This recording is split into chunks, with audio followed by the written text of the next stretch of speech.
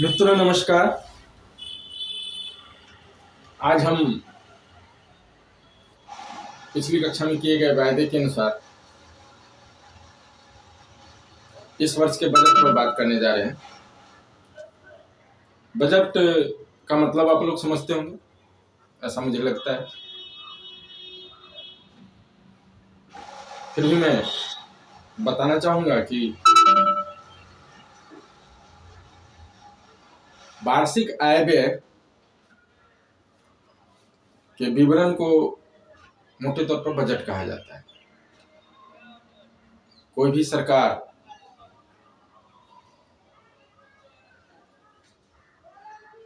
एक अनुमान लगाती है कि अगले वित्तीय वर्ष में उसे कितनी आमदनी होगी और उसका खर्च कितना होगा,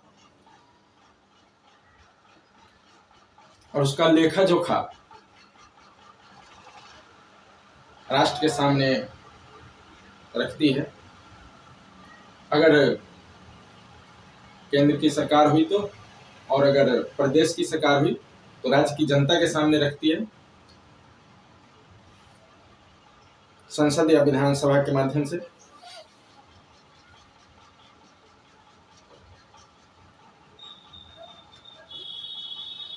तो उसे हम उस वार्षिक वित्तीय विवरण को हम बजट कहते हैं। हम घर में भी जब खर्च करते हैं तो एक बजट बनाकर करते हैं। अगर हम बिना बजट बनाए खर्च करते चले गए बेतहाशा, तो फिर आमदनी अठन्नी और खर्चा रुपया वाली बात हो जाती है। और जिस तरह से ऐसा करने से हमारी अर्थव्यवस्था कोलैप्स होने के कगार पर पहुंच जाती है, उसी तरह की हालत देश या प्रदेश की होती है। आप देख रहे होंगे कि भारत के पड़ोसी देशों पाकिस्तान, श्रीलंका, बांग्लादेश और आजकल तो चीन भी, कि वित्तीय स्थिति अच्छी नहीं, आर्थिक हालत पतली है। तो इसका कारण यही है कि आय कम थी, व्यय ज्यादा हो गया, या फिर व्यय सही दिशा में नहीं किया गया। पूंजीगत व्यय कम हुआ, राजस्व व्यय ज्यादा हो गया। अब आप कहेंगे कि इन दोनों में क्या अंतर?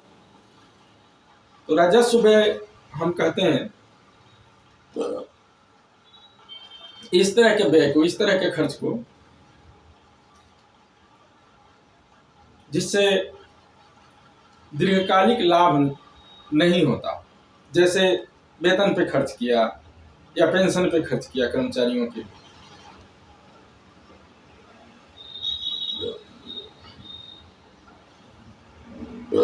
या फिर सब्सिडी दी। तो इस तरह के खर्चों से कोई पूंजीगत निर्माण नहीं होता है।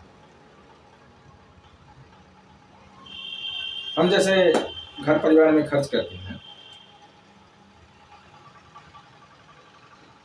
तो कपड़े पे खर्च किया या भोजन पे,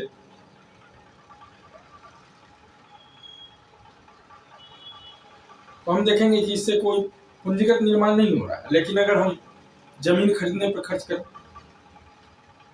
मकान बनाने पर खर्च करें, मकान को फिर किराए पे लगा दें, दुकान खोलने पे खर्च करें,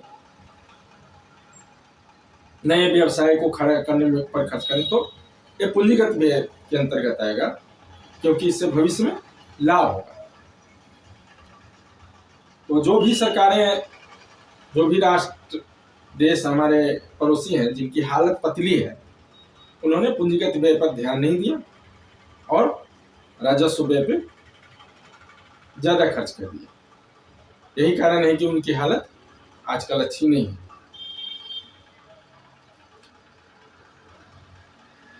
अगर हम परंपरा को देखें, भारत में बजट पेश करने की परंपरा को, तो 1860 ईस्वी से ही भारत में बजट 28 फरवरी को शाम 5 बजे पेश किया जाता था। ऐसी परंपरा रही।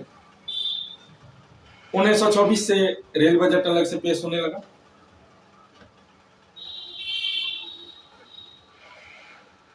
1998 तक ऐसा ही होता रहा और शाम के 5 बजे 28 फरवरी को बजट पेश होता था। 1999 में अटल जी की सरकार ने इस परंपरा को बदल दिया और कहा कि शाम 5 बजे नहीं, अब दोपहर के 11 बजे बजट पेश हो,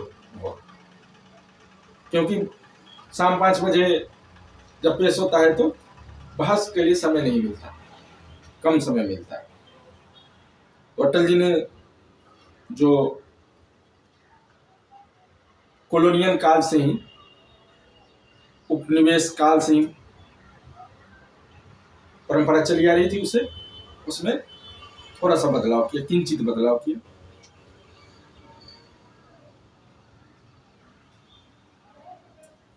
जब वर्तमान सरकार आई, नरेंद्र मोदी प्रधानमंत्री बने और अरुण जेटली वित्त मंत्री थे उस समय, तो निर्णय लिया गया कि अब बजट 1 फरवरी को पेश होगा।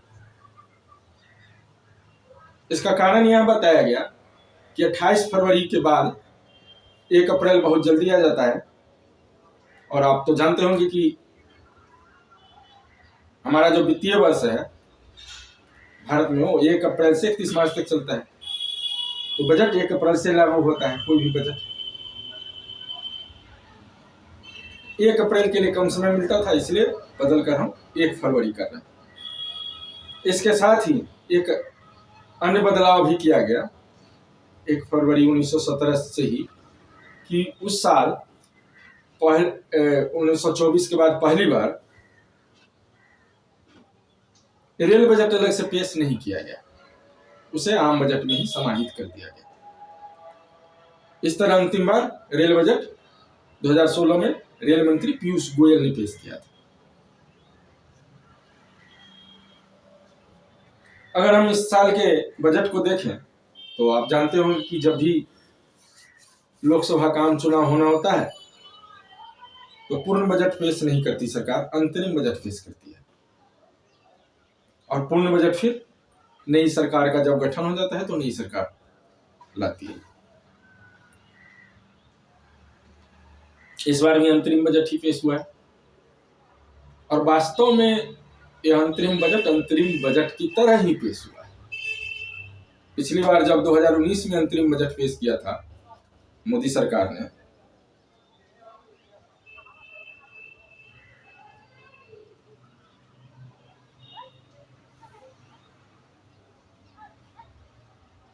तब पीयूष गोयल वित्त मंत्री थे और तब बहुत सारी लोक लुभावन घोषणाएं की गई थी।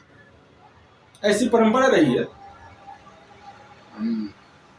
गोयल जी को क्यों दोषी ने, ऐसी परंपरा रही है कि जब भी चुनाव पूर्व कोई बजट आता है तो उसमें बहुत सारी लोक लुभावन घोषणाएं की जाती रही हैं। उस समय भी की गई थी। 5 लाख तक की आय को पूरी तरह से कर मुक्त कर दिया गया था। किसान सम्मान निधि योजना की घोषणा की गई थी। कुल मिलाकर 13,200 करोड़ रुपए की राहत दी गई थी करदाताओं को। लेकिन इस साल जो बजट आया है उससे ऐसा प्रतीत होता है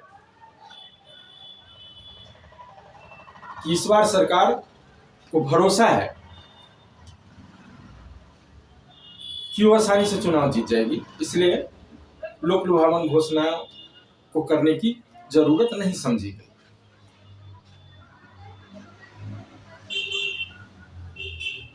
स्थितियां भी बयान कर रही हैं कि कुछ ऐसी स्थिति है, कुछ ऐसे हालात हैं जिन से केंद्र सरकार का आत्मविश्वास बढ़ा हुआ है। हाल में एनडीए गठबंधन ने छत्तीसगढ़, राजस्थान और मध्य प्रदेश के चुनाव जीते हैं।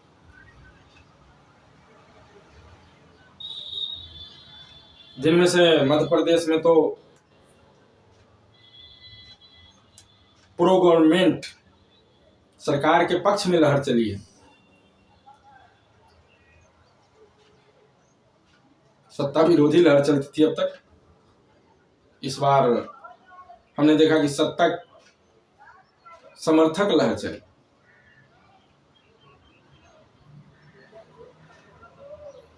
दूसरी तरफ जो इंडिया गठबंधन है उसकी हालत पतली है और दिन ब दिन पतली होती जा रही है। उसके जो भागीदार हैं वो कांग्रेस पार्टी को भाव नहीं दे रहे, गठबंधन को तैयार नहीं हो रहे। और जिस व्यक्ति के दिमाग की उपज थी इंडिया गठबंधन, वही व्यक्ति बिहार के जो मुख्यमंत्री हैं नीतीश कुमार, इंडिया गठबंधन को छोड़कर फिर से एनडीए के पाले में जा चुके हैं। और सबसे बड़ी बात,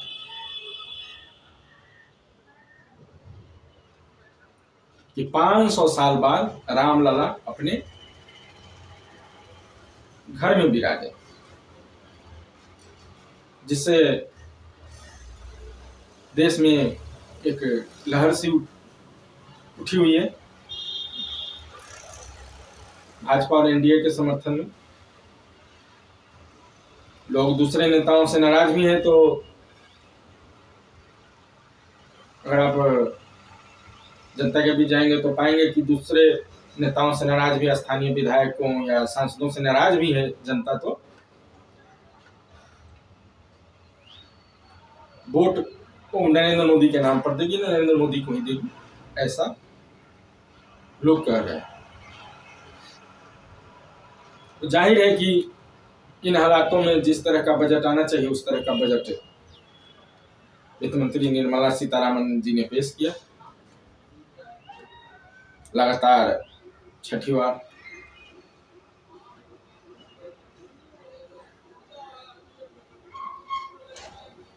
इस बजट में जो मोटी मोटी बातें हैं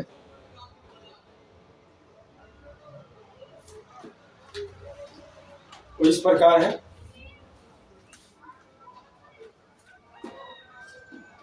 ये बजट लगभग 47.66 लाख करोड़ रुपए का बजट है।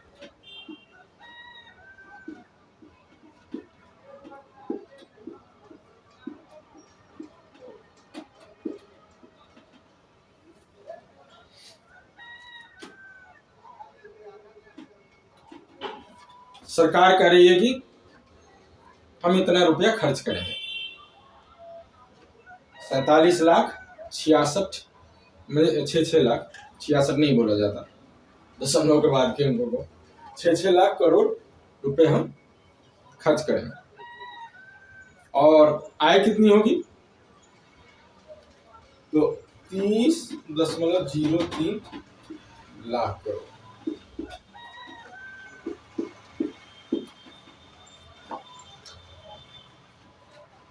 बजट घाटा लगभग हो गया 18 लाख करोड़ रुपए।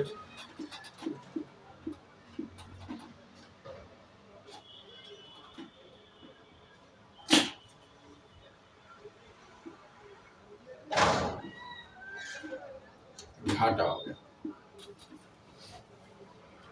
इसमें अच्छी बात यह है कि 47.66 लाख करोड़ रुपए के व्यय में से 11,111 करोड़ रुपए पूंजीगत व्यय है। मतलब सरकार ऐसे सेक्टरों में 11,11,111 करोड़ रुपए व्यय करने जा रही है, जिससे दीर्घकालिक लाभ। ये जो अंक है 11,11,111 बड़ा ही रोचक अंक है। हम जब बच्चे थे तो बड़े बुजुर्ग, कभी कभी तो शिक्षक भी कहते थे कि लिखो 11,000, 1100, 111, 11,000, 1100,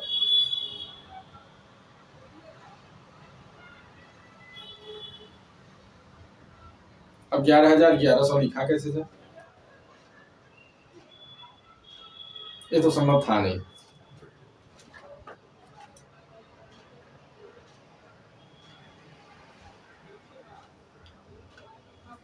लेकिन ये भी इस तरह का की संख्या है जिसमें सिर्फ एक ही अंक है और वो एक है।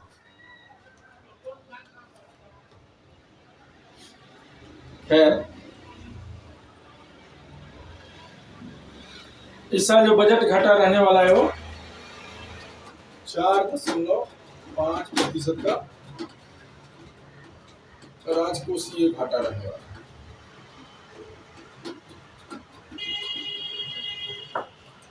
सरकार लगातार घाटा को कम करने की कोशिश कर रही है। जब से आर्थिक सुधार शुरू हुए भारत में, तभी से घाटे को कम करने की कोशिश हो रही है और इसके लिए पेंशन को समाप्त कर दिया गया सरकारी नौकरियों में। और पिछली बार जो नया वेतनमान लागू हुआ उसमें अंधाधुंध वृद्धि से बचा गया, मात्र 15% की बढ़ोतरी की गई।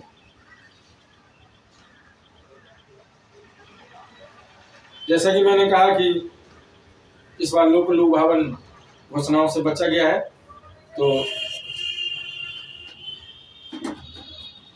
आयकर के स्लैब में कोई बदलाव नहीं किया गया।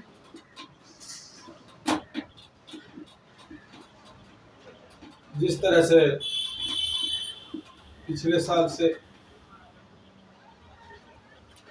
पिछले साल आयकर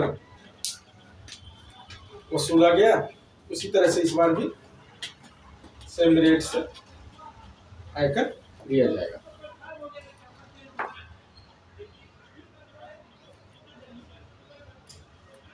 तो बजट में है क्या आखिर?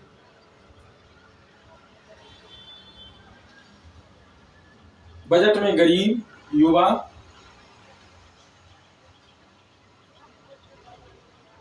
महिलाएं और किसान पर जोर दिया गया है। जैसा कि प्रधानमंत्री कहते हैं कि भारत में 4 जातियां हैं: युवा, महिलाएं, अन्नदाता किसान और गरीब। तो इस बजट में इन चारों पर जोर दिया गया है, ध्यान दिया गया है।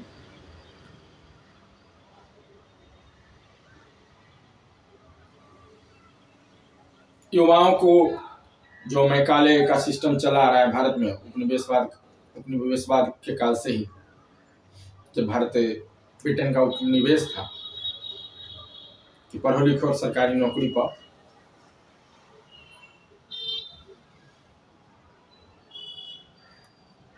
तो मौलिक बदलाव करते हुए जब से मोदी सरकार आई है तब से उसने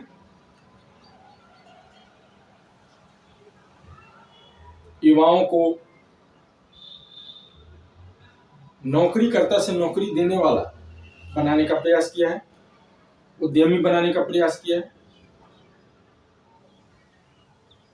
और इस साल के बजट में भी 1 लाख करोड़ रुपए के फंड की घोषणा की गई है, जिससे तकनीकी अनुसंधान को बढ़ावा दिया जाएगा और 50 साल तक ब्याज मुक्त कर्ज दिया जाएगा। जो भी तकनीकी अनुसंधान के क्षेत्र में पहल करेंगे उनको 50 साल तक ब्याज मुक्त कर्ज दिया जाएगा।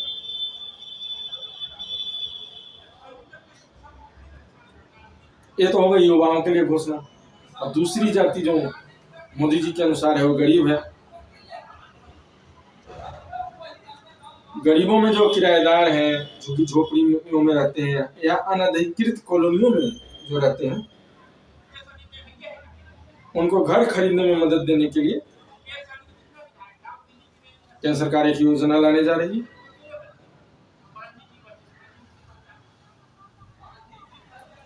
किसानों के लिए भी इस बजट में अच्छी खासी घोषणा की गई है। तिलहन उत्पादन बढ़ाने पर विशेष जोर दिया जाएगा, जिससे तेल का आयात कम हो और फसल कटाई के बाद कचरा प्रबंधन या अन्न की बर्बादी रोकने के लिए किसानों को सही रेट मिले, इसके लिए भी सरकार प्रयास करेगी, ऐसा इस बजट में कहा गया है।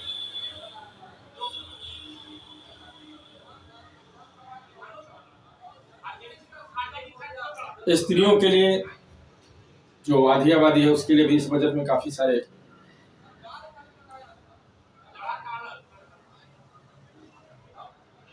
सारी घोषणाएं की गई हैं। जैसे लखपति दीदी बनाने का जो लक्ष्य था उसे बढ़ाकर 3 करोड़ कर दिया गया है, 2 करोड़ से बढ़ाकर, और सभी आशा और आंगनबाड़ी कार्यकर्ताओं को आयुष्मान भारत योजना के दायरे में लाने की भी घोषणा की गई।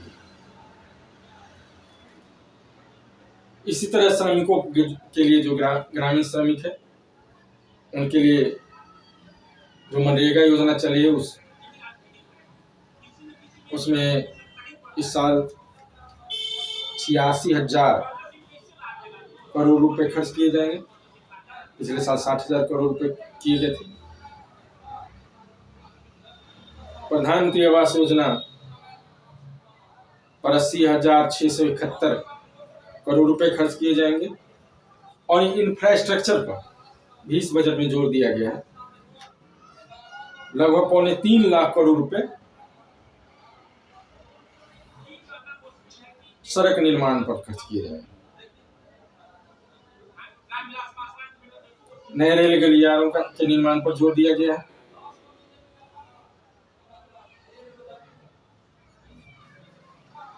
इस साल जो सरकार की आय है उसमें 23% उधार अन्य देवताओं से आएगी।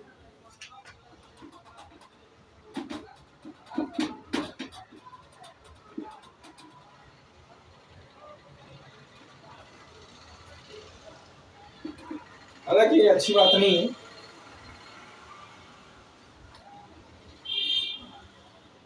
आयकर की हिस्सेदारी रहने वाली है 19%, निगम कर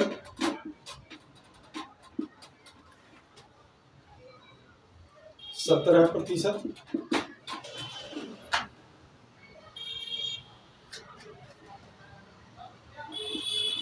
जीएसटी जो माल और सेवा कर जिसे कहते हैं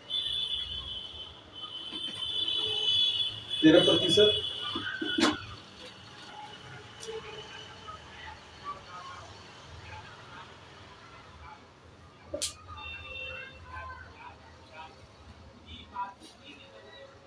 दूसरी तरफ अगर हम खर्च को लें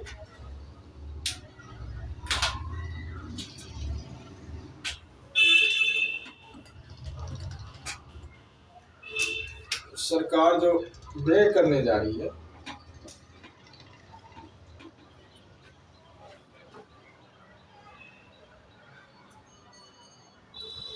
उसमें जाहिर है कि जब उधार ज्यादा सरकार ले रही है, ऋण ले रही है ज्यादा, चाहे वो सरकारी सार्वजनिक कंपनियों से लिया गया ऋण हो या फिर डायरेक्ट रिजर्व बैंक से, तो वो जो ऋण ले रही है या विदेशी ऋण हो तो उसके लिए ब्याज अदायगी पर सरकार खर्च करेगी 20%, सिर्फ ब्याज पे खर्च हो जाएगा।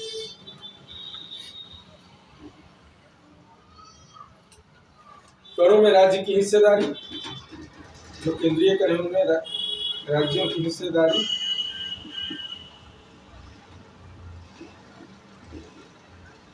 पर 20% खर्च होगा।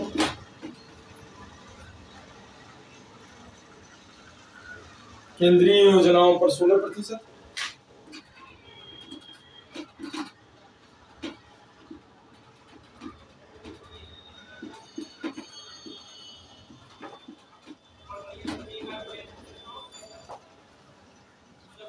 केंद्र प्रायोजित योजनाओं पर 8%।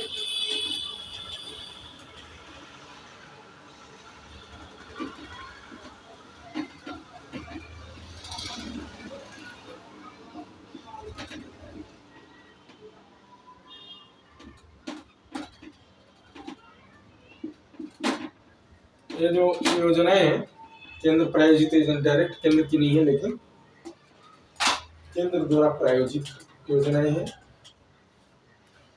इन पर 8% व्यय होगा।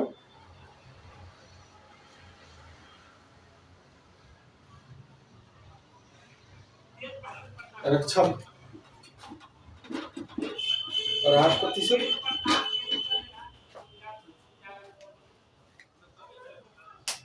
व्यय करने जा रही है सरकार। तो हम कह सकते हैं कि कुल मिलाकर जो ये बजट है बहुत अच्छा बजट है। जिस तरह से विदेशी रेटिंग एजेंसियां भारतीय अर्थव्यवस्था के बारे में अच्छे अच्छे अनुमान लगा रही हैं, और जिस तरह से हमारी जीडीपी की जो दर है वो अनुमान से भी बेहतर प्रदर्शन कर रही है, ऐसे में इस तरह के बजट की ही आशा की जा सकती है, की जानी चाहिए। दूसरी बात है कि मोदी सरकार, पहले की जो सरकारें हैं जनता को मुफ्त में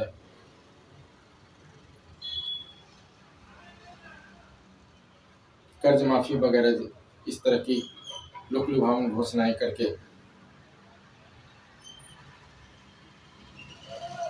चुनाव जीतकर कुर्सी बचाने के प्रयास में रहती थी। कुर्सी के अलावा देश से उनका कोई लेना देना नहीं होता था। इस तरह की सरकार नहीं है, और यह सरकार चाहती है कि भारत विकसित राष्ट्र बने 2047 तक। तो इस बजट में न तो कोई कर भी घोषणा की गई और न ही जनता को मीठी बोली दी गई।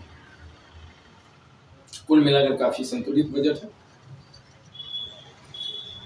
आप लोगों ने भी, मैं उम्मीद करता हूँ कि बजट पढ़ा होगा, देखा होगा, बजट भाषण सुना भी होगा।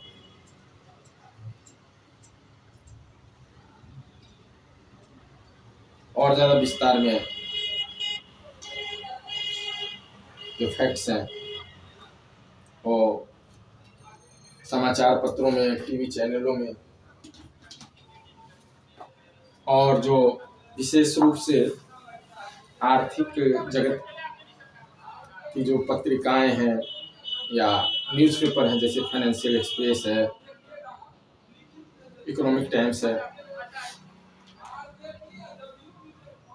इनको अगर आप पढ़ेंगे, बजट 1 तारीख को है, 2 तारीख के अखबार को अगर आपने पढ़ा होगा, जो आर्थिक समाचार पत्र है या जो आर्थिक पत्रिकाएं हैं, चाहे साप्ताहिक हो या पाक्षिक हो या मासिक हो, और जो आने वाली हैं उनको आप पढ़िएगा।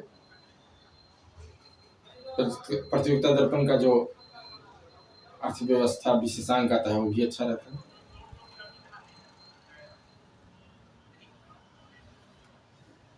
और इसके साथ साथ इंटरनेट पे भारत सरकार आर्थिक समीक्षा और बजट डालती है पीडीएफ फॉर्म में, उसे भी आप डाउनलोड करके पढ़ सकते हैं और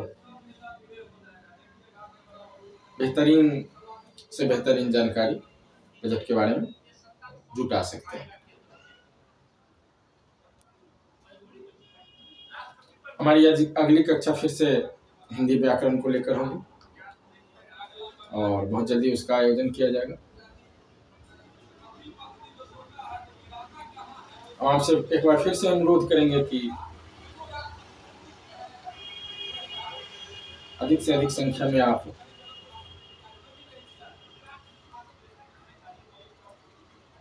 हमारे चैनल को सब्सक्राइब करें, बेल आइकन को क्लिक करें और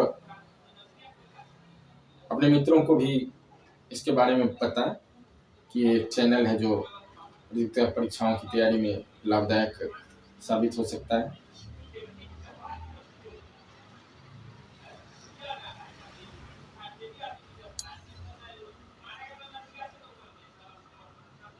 तो आप स्वस्थ रहें, प्रसन्न रहें। इन्हीं कामनाओं के साथ हम विदा लेना चाहेंगे आज। नमस्कार।